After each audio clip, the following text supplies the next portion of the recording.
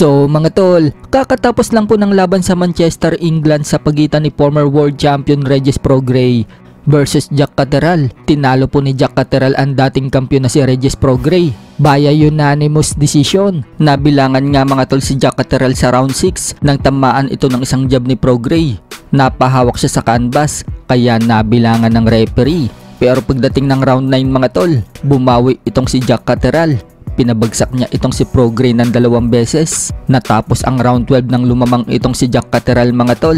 Kaya ito ang nanalo sa laban. Dahil sa panalo ni Jack Catterall, nasungkit niya po ang bakanteng WBO International Super Lightweight. Umabante na ang record niya sa 30 wins and only 1 loss. Habang bumagsak naman po ang record ni Regis Prograis sa 29 wins and 3 losses. So nalalapit na nga po ulit sa World Championship itong si Jack Catterall. Sa kabilang banda naman mga tol, kakaibang diskarte umano ang gagawin ni Naoya Inoue sa laban niya kay Sam Goodman sa December 24 sa Japan. Dahil skills daw ang ipinapakita sa bawat laban ni Sam Goodman. Ayon kay Inoue mga tol, priority umano nila ngayon ang speed over power. At hindi daw magpapabigat si Naoya Inoue katulad ng ginawa niya sa last time niyang laban dito kay TJ Duheny. So kaya pala nagpalaki ng muscle si Inoue at nagpabigat sa laban kay TJ Duheny. Dahil itong si TJ Duheny mga tol, nagpabigat pala sa laban niya kay Inoue. Tumimbang si TJ Duheny mga tol ng 146 pounds sa gabi ng laban. Kaya kung mapapansin mga tol, ang laki talaga nitong si Duheny. Pero dahil hindi katulad ni Sam Goodman itong si TJ Duheny, hindi kailangan magpabigat ni Inoue para mas bumilis ang suntok niya.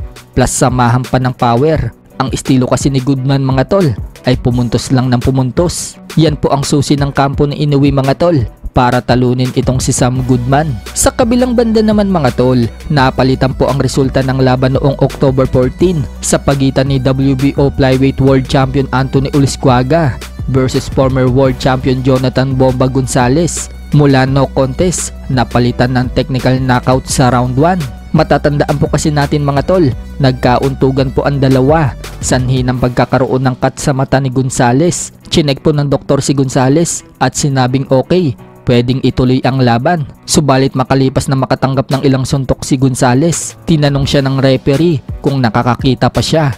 Sagot naman ni Gonzalez mga tol, hindi na daw siya nakakakita, kaya itinigil ng referee yung laban. Ayon sa report mga tol, itinigil daw ng referee ang laban at idiniklarang TKO itong si Gonzalez. Pero hinatulan po yan ng no contest ng representative ng lokal na komisyon. So nagprotesta po itong kampo ni Ulisquaga at dininig naman ang request nila na dapat technical knockout itong si Gonzalez dahil umayaw ito sa laban.